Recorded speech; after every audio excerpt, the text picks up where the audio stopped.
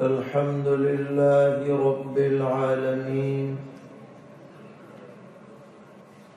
أشهد أن لا إله إلا الله وحده لا شريك له، وأشهد أن سيدنا ومولانا محمدا عبده ورسوله، صلى الله تبارك وتعالى عليه وعلى آله وأصحابه وذرياته أجمعين. أما بعد، فأعوذ بالله من الشيطان الرجيم. بسم الله الرحمن الرحيم. وإذ يرفع إبراهيم القواعد من البيت وإسماعيل ربنا تقبل منا إنك أنت السميع العليم.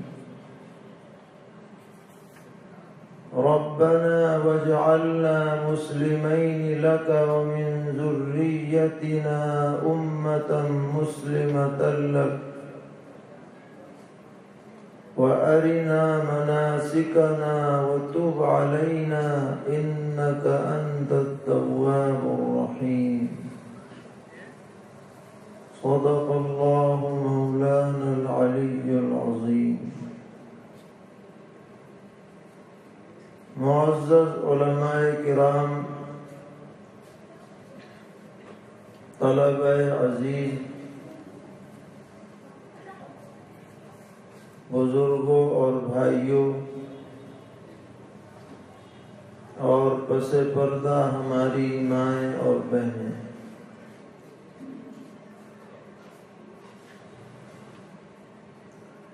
آپ کے اس اجلاس میں کافی دیر سے مدرسے کے طلباء نے بہت مفید اور اہم موضوعات پر تقریروں اور مکالموں کا پروگرام پیش کیا، جسے سن کر مسرت بھی ہوئی اور یہ اندازہ بھی ہوا کہ اساتذہ کرام نے ان طلباء پر اچھی محنت کی ہے اور ان کے دلوں کے اندر صحیح فکر اور صحیح نظریہ پیدا کرنے کی کوشش کی ہے۔ اللہ تعالیٰ ان تمام اساتذہ کو بہت جزائے خیر عطا فرمائے۔ یہ طلباء کے پروگرام اپنے اندر بڑی افادیت رکھتے ہیں،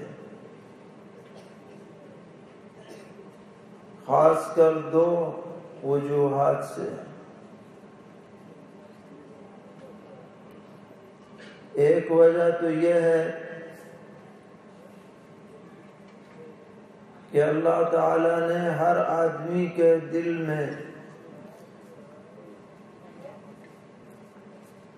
اور ذہن میں استعداد اور صلاحیت رکھی ہے، لیکن اگر اس استعداد کا بے تکلف استعمال نہ ہو تو آدمی اس سے کما حقہ فائدہ نہیں اٹھا سکتا۔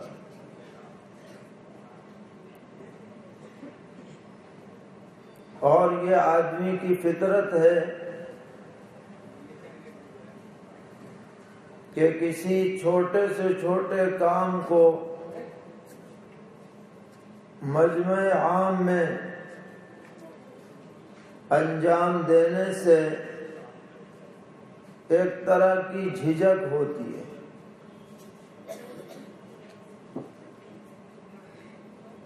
مجمع کا آدمی پہ ایک اثر پڑتا ہے، ایک رعب ہوتا ہے۔ اگر اس رعب سے آدمی مرعوب ہو جائے تو بسا اوقات ساری یاد ہوئی بات بھی آدمی بھول جاتا ہے۔ جیسے بچہ ممتحن کے سامنے کبھی مرعوب ہو جاتا ہے تو سارا سبق یاد کرایا سب غائب ہو جاتا ہے، ایسے ہی مجمع کا بھی حال ہے۔ بہت بڑا عالم ہو، بڑا ذہین ہو، قوت حافظہ بھی بہت اچھی ہو، لیکن اسے مجمع میں بیان کرنے کی مشق اور تمرین نہ ہو تو وہ اپنے ما فی الضمیر کو کما حقہ ادا نہیں کر سکتا۔ اور کم پڑھا لکھا ہو لیکن یہ جھجک اس کی ختم ہو گئی ہو تو ماشاءاللہ دھواں دھار بیان کرے گا، اور اتنا آگے بھی نکل جائے گا کہ جو بیان کرنے کا ہے وہ بھی کرے گا، جو نہیں کرنے کا ہے وہ بھی کرے گا۔ چنانچہ جماعت میں جو لوگ چند چلے لگا لیتے ہیں ایسے ہی دھواں دھار بیان کرتے ہیں، بہت سی باتیں بے صفا بے سند کی بھی آ جاتی ہیں، تو ان کی جھجک ختم ہو گئی، تو جو چاہے بول دو، اور اگر جھجک ہے تو چاہ کے بھی نہیں بول پاؤ گے۔ تو یہ جو پروگرام بچوں کے کرائے جاتے ہیں انجمنوں میں، جلسوں میں، اس کا اصل مقصد ہے کہ بچوں کی جھجک ختم کی جائے۔ ابھی یہ رٹ کر کے بیان کرتے ہیں اور کل کو انشاءاللہ رٹنے کی ضرورت نہیں رہے گی، سوچ کر سمجھ کر مطالعہ کر کے دین کی بات امت تک پہنچانے کا یہ ذریعہ بنے گا۔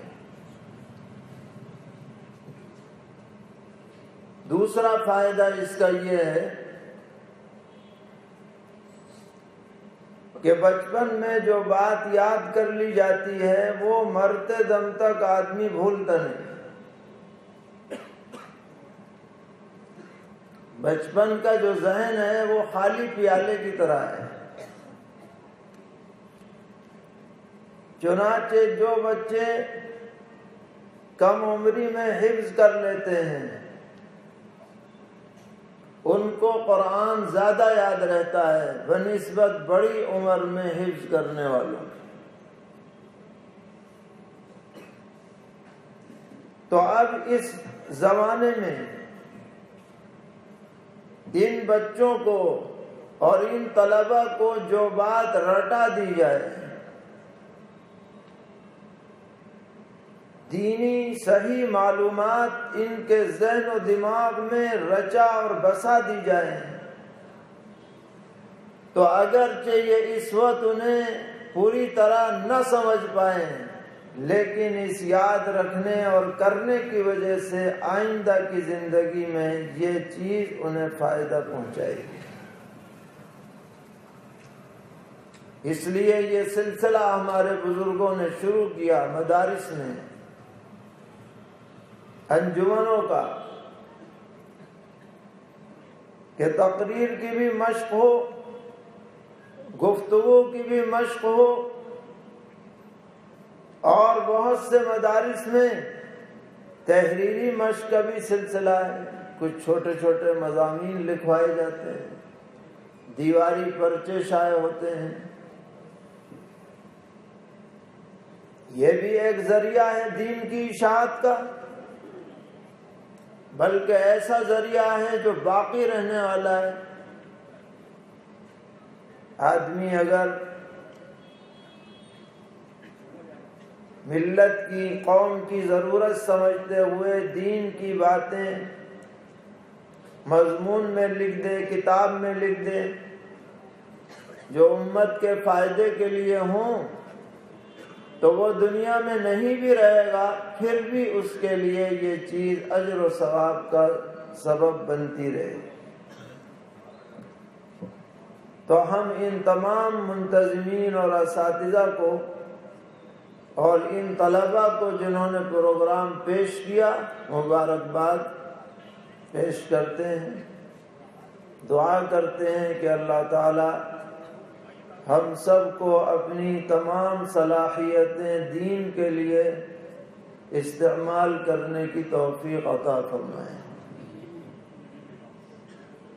ذہن سب کے پاس ہے، زبان سب کے پاس ہے، قلم سب چلا سکتے ہیں، لیکن دیکھنا یہ ہے کہ یہ صلاحیتیں کہاں پر صرف ہو رہی ہیں، ہمارا ذہن کس طرف چل رہا ہے، زبان سے کیا نکل رہا ہے، قلم سے کیا لکھا جا رہا ہے، اس پر ہر آدمی غور کرے۔ اگر یہ تینوں چیزیں صحیح رخ پر چلیں گی تو انشاءاللہ یہ آدمی کو جنت کے اعلیٰ ترین مقام پر پہنچا سکتی ہے۔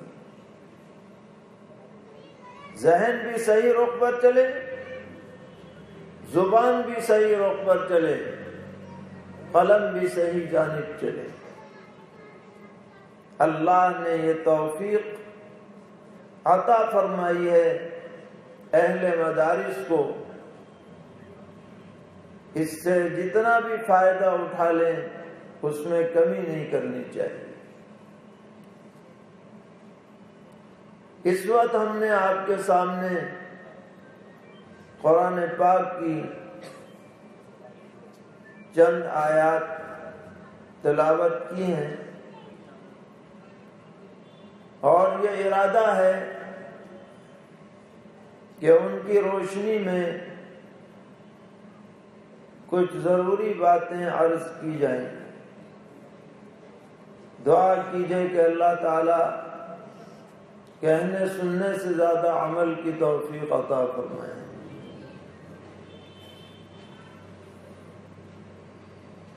ہم سب کا قبلہ کعبہ مشرفہ ہے، ہر مسلمان جانتا ہے۔ سارے عالم میں جو شخص بھی نماز پڑھتا ہے تو اس کا رخ بیت اللہ شریف کی طرف ہوتا ہے۔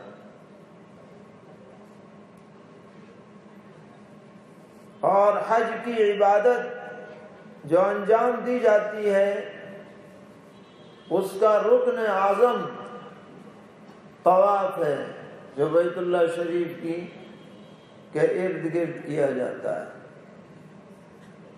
طواف وہ عبادت ہے جو دنیا میں صرف مسجد حرام میں انجام دی جا سکتی ہے اور کہیں نہیں۔ بقیہ سب عبادتیں کہیں بھی کر لو، نماز کہیں پڑھ لو، روزہ کہیں رکھ لو، قرآن کہیں پڑھ لو، مگر طواف جو ہوگا وہ صرف دنیا میں محدود جگہ پر ہوتا ہے۔ مکہ معظمہ میں بھی سب جگہ نہیں ہو سکتا، مسجد حرام ہی میں ہوگا، بیت اللہ شریف کے ارد گرد ہی ہوگا۔ یہ کعبہ مشرفہ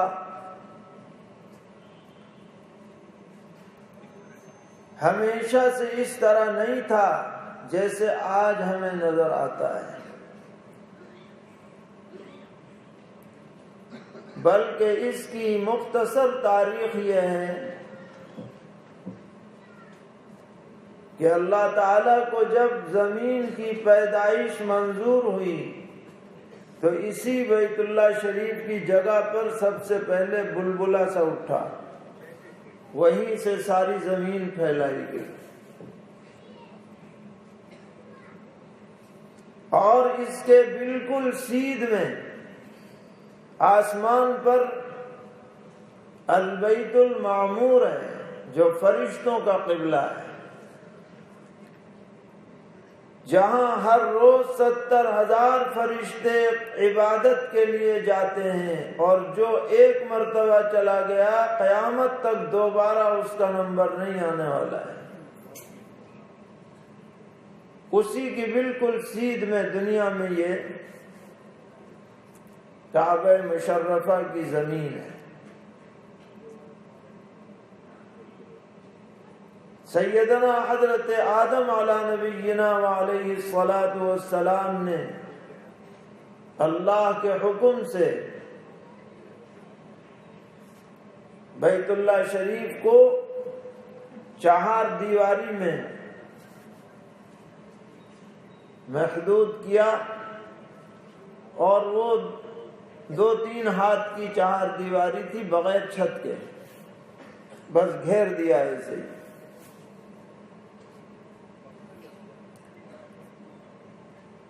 اس کے بعد جب حضرت نوح علیہ الصلاۃ والسلام کے زمانے میں طوفان آیا اور پوری دنیا الٹ پلٹ ہو گئی،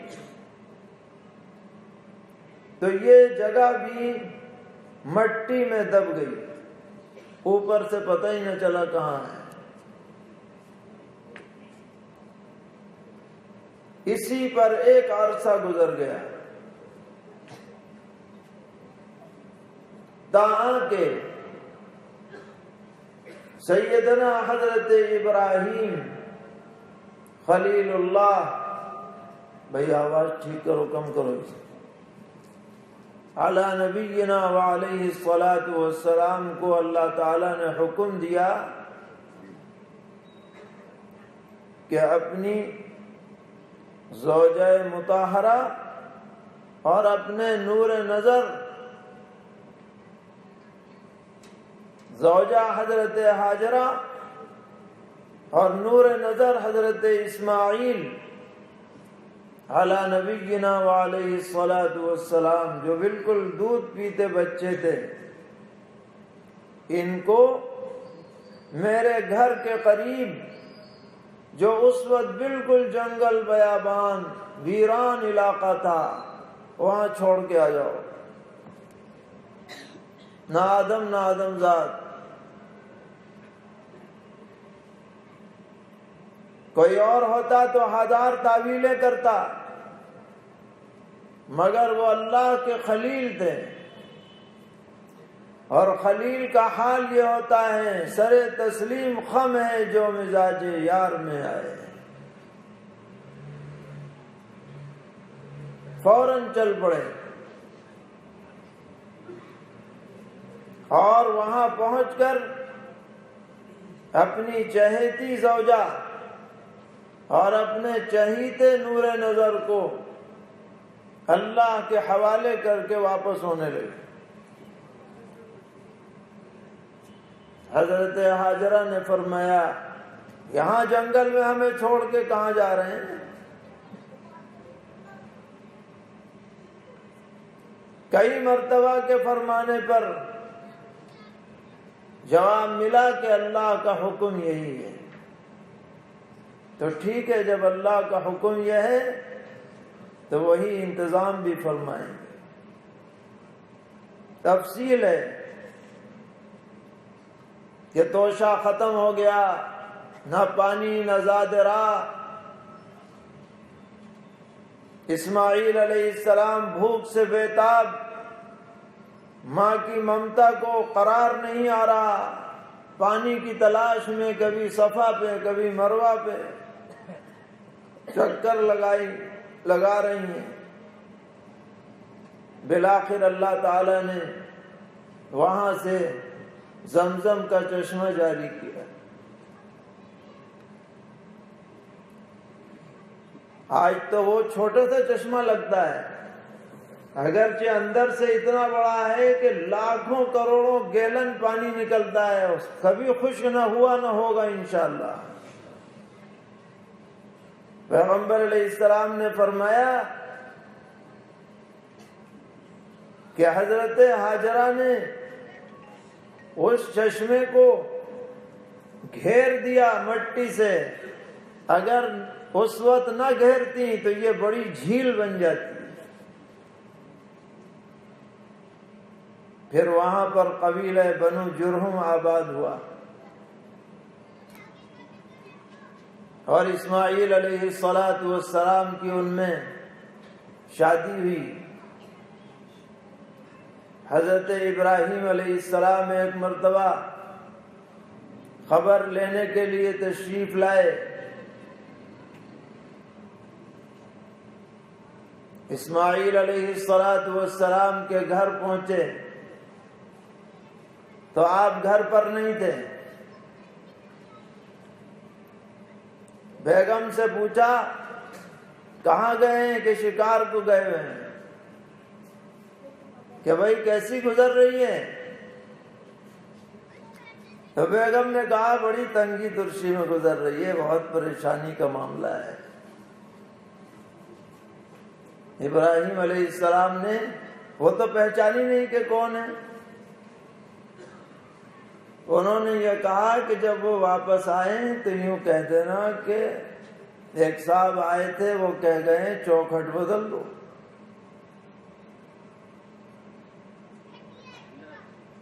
چنانچہ چلے گئے واپس۔ اسماعیل علیہ السلام جب واپس آئے شکار کر کے تو دیکھا کہ کچھ آثار ہیں کسی کے آنے کے۔ اہلیہ سے پوچھا، انہوں نے بتایا اسی شکل کے ایک صاحب آئے تھے، یوں کہہ گئے تھے کہ چوکھٹ بدل دو۔ تو فرمایا جانتی ہو کیا کہہ گئے؟ وہ میرے والد تھے، اور یوں کہہ گئے ہیں کہ ان اہلیہ کے ساتھ نبھاؤ نہیں ہوگا، انہیں بدل کے دوسری سے شادی کر لو۔ پتہ ہے کیوں بدلوایا؟ ماں بہنوں کے لیے سبق ہے اس میں کہ انہوں نے ناشکری کا اظہار کیا تھا۔ پیغمبر کی بیوی بھی ہیں وہ، اور پیغمبر کی بہو بھی ہیں، اور پہچان بھی نہیں تھی کہ یہ کون صاحب ہیں۔ ایک اجنبی کے سامنے اپنے گھر کی تنگی کا اظہار، یہ بہت بڑی ناقدری اور ناشکری کی بات۔ کسی بھی پیغمبر کا کوئی حکم اور کوئی تنبیہ یہ صرف اسی کے لیے نصیحت نہیں ہوتی جس کو تنبیہ کی جا رہی ہے، یہ آنے والی قیامت تک آنے والی امت کے لیے نصیحت، ماں بہنوں کے لیے نصیحت۔ صبر و شکر کے ساتھ رہو، دوسروں کے سامنے اپنی تنگی کا اظہار مت کرو، اپنے گھر والے کی عزت کو پامال مت کرو، اس کی عزت میں تمہاری عزت ہے، عزت بنا کے رکھو۔ پھر کچھ عرصے کے بعد ابراہیم علیہ السلام تشریف لائے، اسماعیل علیہ السلام نے دوسری شادی کر لی۔ اتفاق سے پھر کہیں گئے ہوئے تھے، پوچھا کیسی گزر رہی ہے؟ ان کا بہت بڑھیا، مزے میں۔ تو یہ کہہ کے گئے کہ کہہ دینا جب آئیں کہ چوکھٹ کو پکڑ کے رکھیں، کیونکہ اس عورت نے صبر و شکر کا اظہار کیا ہے، یہی اس قابل ہے کہ اچھے بچوں کی ماں بن سکے، یہی اس قابل ہے کہ اس سے اچھی نسل چل سکے۔ مال و دولت کوئی چیز نہیں ہے، دنیا کی نعمتیں ہی سب کچھ نہیں ہیں، اصل چیز ہے دینداری، شکر گزاری، قدردانی۔ پیغمبر علیہ الصلوۃ والسلام کی چہیتی صاحبزادی، لخت جگر نور نظر، جن پہ ہم سب کی جانیں قربان، جو تمام جنتی عورتوں کی سردار ہیں، حضور کی آنکھوں کا تارا ہے۔ حضور نے ان کے بارے میں فرمایا کہ فاطمہ میرے بدن کا ٹکڑا ہے، جس چیز سے فاطمہ کو تکلیف ہے اس سے میرے دل کو بھی تکلیف ہے۔ آپ ان کی زندگی کا جائزہ لیں، اپنے ہاتھ سے چکی چلاتی ہیں، چولہا جلاتی ہیں، جھاڑو دیتی ہیں، بدن کے جو کپڑے ہیں وہ چولہا جلانے کی وجہ سے جگہ جگہ ان میں کالے نشانات پڑ جاتے ہیں، جگہ جگہ سوراخ ہو جاتے ہیں، بعض مرتبہ تھک کر چور ہو جاتی ہیں گھر کے کام کاج کی وجہ سے۔ سیدنا حضرت علی کرم اللہ تعالی وجہہ فرماتے ہیں حضور کے پاس خادم خادمائیں آتی رہتی ہیں، تم بھی لے لو کوئی، ذرا سہولت ہو۔ بہت کہنے سننے سے حاضر ہوئی پیغمبر علیہ السلام کی خدمت میں۔ حضرت کے پاس کچھ مہمان بیٹھے تھے، لہذا دیکھ کے واپس آ گئی۔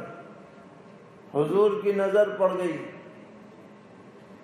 تو آپ فارغ ہو کر خود صاحبزادی صاحبہ کی خدمت میں ان کے گھر تشریف لائے اور پوچھا کہ کیوں گئی تھیں، تو شرم کے مارے جواب نہیں دیا جا رہا۔ حضرت علی کرم اللہ تعالی وجہ نے فرمایا میں نے بھیجا تھا اس لیے کہ کوئی خادم کوئی خادمہ مل جائے۔ تو پیغمبر علیہ السلام نے یہ نہیں فرمایا کہ ہاں ہاں بہت اچھی بات ہے، میں خادمہ کا انتظام کروں گا اور بہت ایسا ہے ویسا ہے، یہ نہیں فرمایا کیا میں تمہیں خادم سے اچھی بات نہ بتاؤں؟ کہ جی ضرور بتائیے۔ فرمایا سونے سے پہلے 33 مرتبہ سبحان اللہ، 33 مرتبہ الحمدللہ اور 33 مرتبہ اللہ اکبر پڑھ لیا کرو، یہ تمہارے لیے خادم سے بہتر ہے۔ اس کو تسبیح فاطمی کہا جاتا ہے۔ حضرت علی اور حضرت فاطمہ رضی اللہ تعالی عنہما سے منقول ہے کہ حضور کے اس ارشاد کے بعد سے آخری دم تک وہ اس تسبیح کا اہتمام فرماتے رہے۔ تو یہ ہے اصل چیز جو پیغمبروں کے خاندان والوں کا امتیاز رہا، ہر حالت میں شکر ہے، ہر حالت میں قدردانی ہے۔ خیر، حضرت اسماعیل علیہ السلام بڑے ہوئے اور پھر اللہ تعالی نے حکم دیا ابراہیم علیہ السلام کو کہ جائیے اور ہمارے گھر کی تعمیر کیجیے۔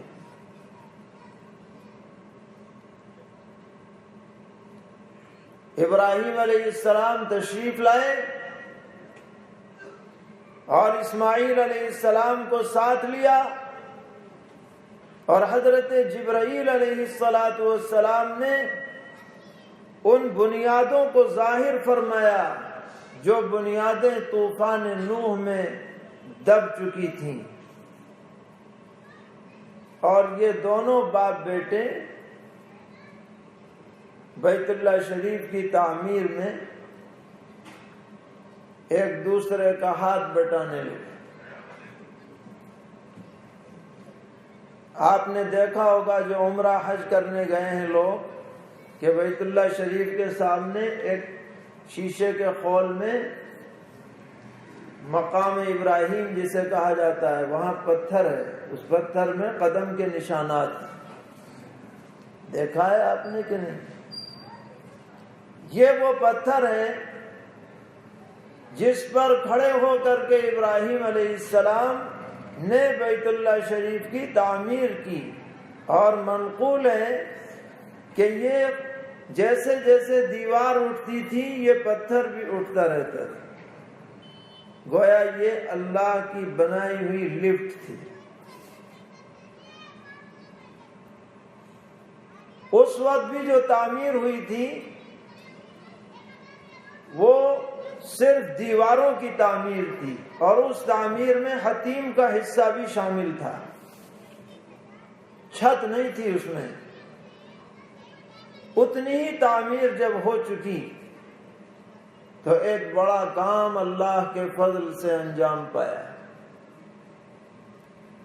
اور جب کوئی خیر کا کام انجام پاتا ہے تو اس عمل کرنے والے کی طرف اللہ کی رحمت متوجہ ہوتی ہے۔ مثلاً آپ نماز پڑھیں، نماز ایک خیر کا کام ہے، تو نماز کی تکمیل جو ہوتی ہے وہ دعا پر ہوتی ہے۔ سلام سے پہلے آپ کیا پڑھتے ہیں؟ دعا پڑھتے ہیں۔ روزہ رکھتے ہیں تو روزے کے تکمیل کا جو وقت ہے افطار کا، یہ دعا کا وقت ہے۔ پیغمبر علیہ السلام نے فرمایا کہ روزے دار کو دو خوشیاں حاصل ہوتی ہیں، فرحۃ عند فطرہ وفرحۃ عند لقاء ربہ۔ ایک خوشی افطار کے وقت ہے، جو مانگو گے ملے گا، اور ایک خوشی رب العالمین سے ملاقات کے وقت ہوگی۔ ایسے ہی ہم حج کو جائیں تو حج کا جو سب سے اہم جز ہے وہ عرفات کی دعا ہے۔ ایسے ہی قرآن پاک جب ہم مکمل کریں تو پیغمبر علیہ السلام نے فرمایا ہر قرآن پاک مکمل ہونے پر دعائیں قبول ہوتی ہیں، اہتمام کے ساتھ دعا کریں۔ تو پتہ چلا کہ جب کوئی خیر کا کام کرو تو دعا مانگو اللہ سے۔ اتنا بڑا خیر کا کام ہوا کہ بیت اللہ شریف کی تعمیر جدید ہو گئی، تو اب تو بہت اہم موقع ہے کہ دعا مانگی جائے۔ بتائیے ہے یا نہیں اہم موقع؟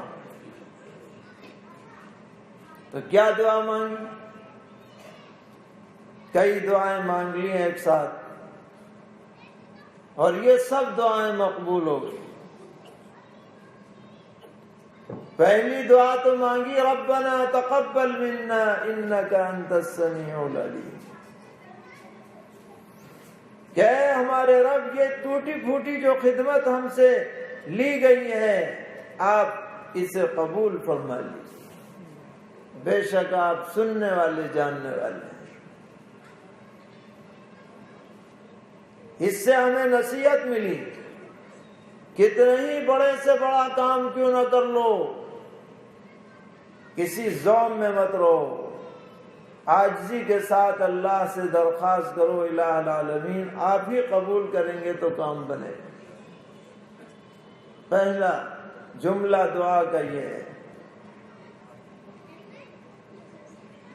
اس کے بعد دوسری دعا کیا مانگی؟ ربنا واجعلنا مسلمین لک، اے ہمارے رب ہم دونوں کو اپنا تابعدار بنائے رکھیے، کیونکہ تابعدار تو وہ پہلے سے تھے ہی، نبی نہیں تابعدار ہوگا تو کون ہوگا؟ مفسرین لکھتے ہیں کہ یہاں جو دعا مانگی گئی یہ تابعداری پر ثابت قدمی کی دعا مانگی گئی ہے۔ ربنا واجعلنا مسلمین لک.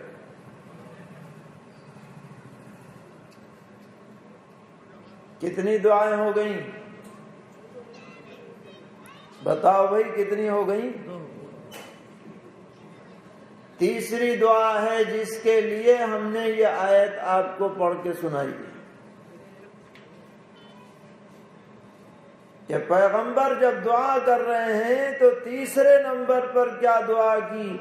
وَمِن ذُرِّيَّتِنَا أُمَّةً مُسْلِمَةً لَكَ، کہ اے ہمارے رب ہماری نسلوں میں اولادوں میں ایک ایسی امت پیدا کیجئے جو آپ کی 100% اطاعت کرنے والی ہو. یہ دعا مانگی ہے ابراہیم علیہ السلام نے اور اسماعیل علیہ السلام.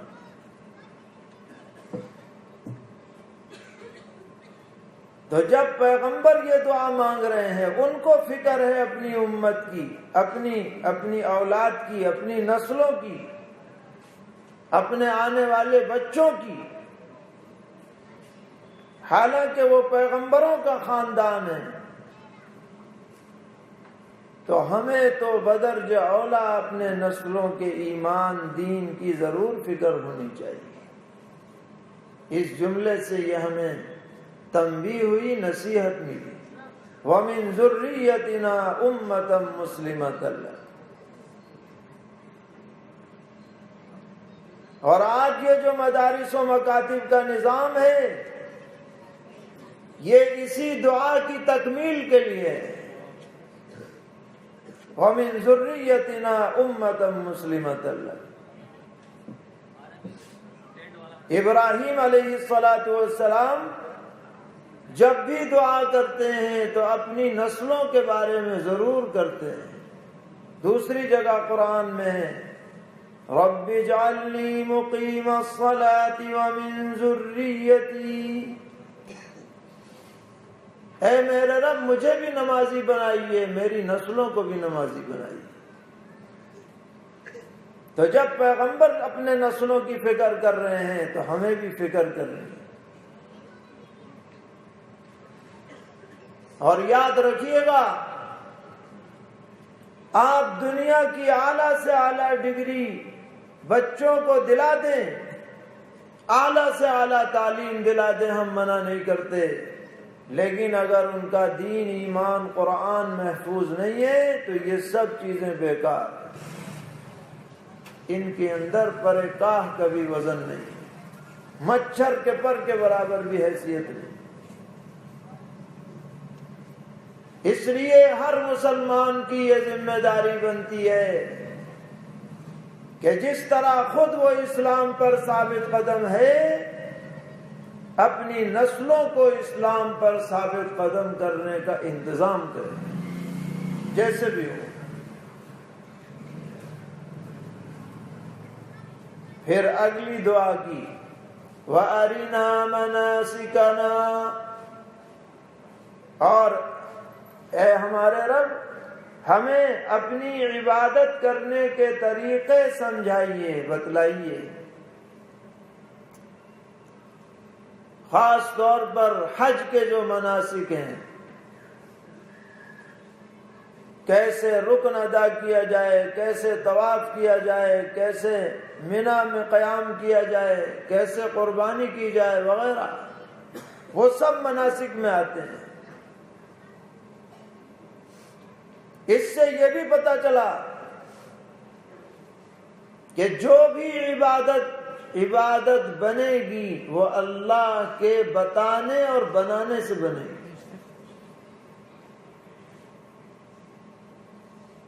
اس بات کو ذرا آپ غور سے سمجھیے. ارینا مناسکنا اللہ سے مانگا جا رہا ہے ہماری عبادت کرنے کے طریقے ہمیں دکھلائیے، سمجھائیے، بتلائیے، پیغمبروں کے ذریعے، کتابوں کے ذریعے، وحی کے ذریعے.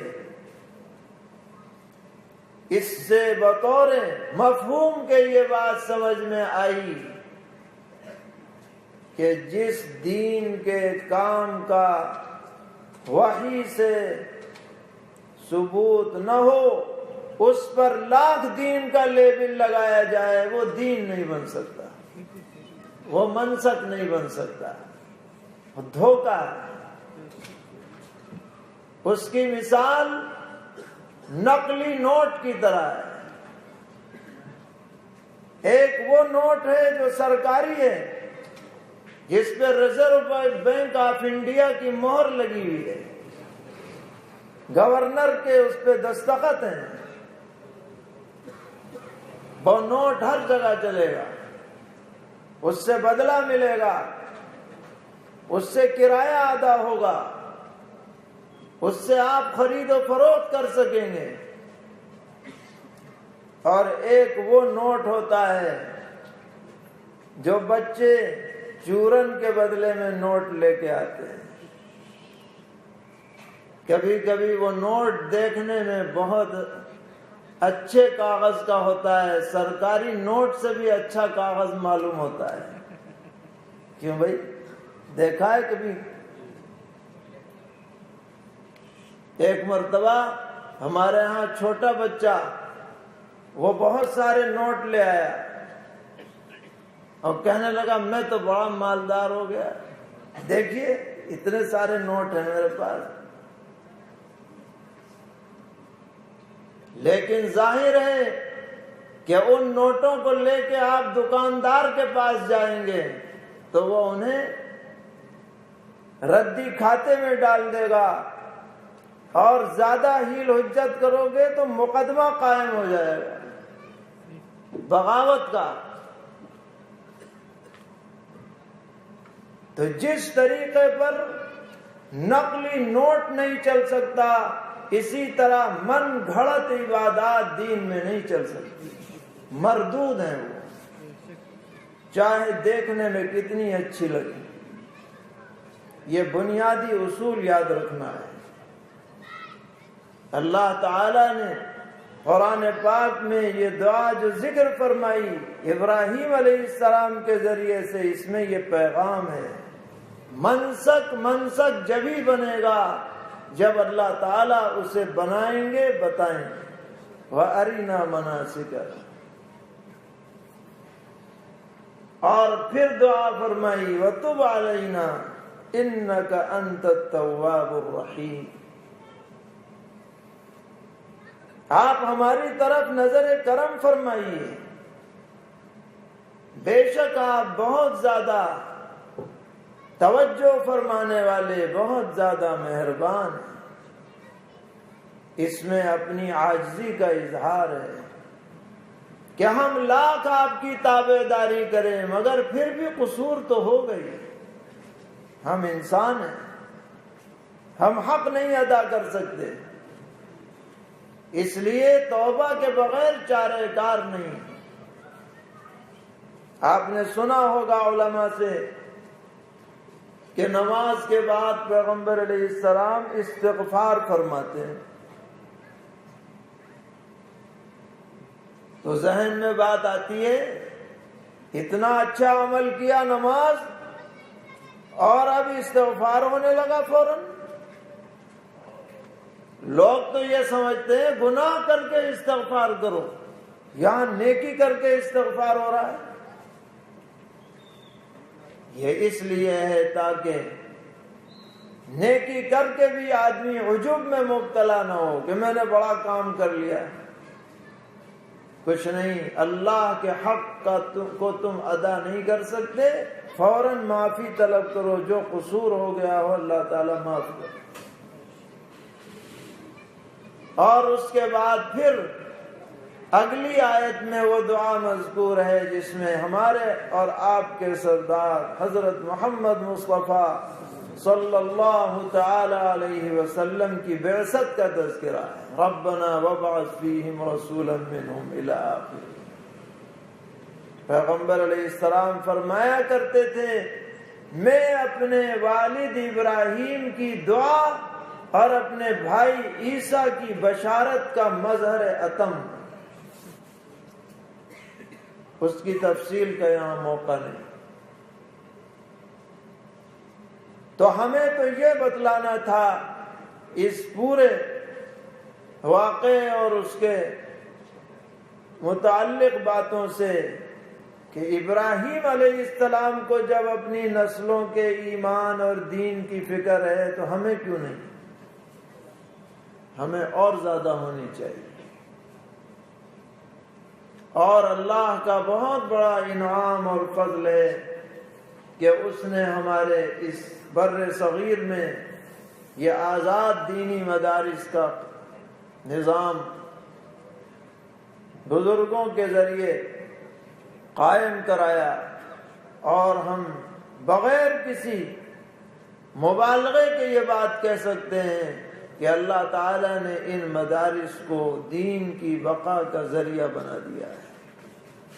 آج جو یہ مناظر یہاں نظر آ رہے ہیں، مسجدیں آباد ہیں، داڑھی ٹوپی کا چلن ہے، برقع پردے کا چلن ہے، نسلوں میں دین زندہ ہے، حفاظ کرام موجود ہیں، علماء موجود ہیں، مفتیان اور محدثین موجود ہیں، یہ ان مدارس کی برکات ہیں۔ ان کو چلانا، ان کو ترقی دینا، ان کی بقا میں حصہ لینا، یہ ہمارے لیے عین سعادت اور خوش نصیبی کی بات ہے۔ اللہ تعالیٰ اس ادارے کو بھی مزید ترقیات سے مالا مال فرمائیں، اور دنیا میں جہاں جہاں بھی جس انداز میں دین کی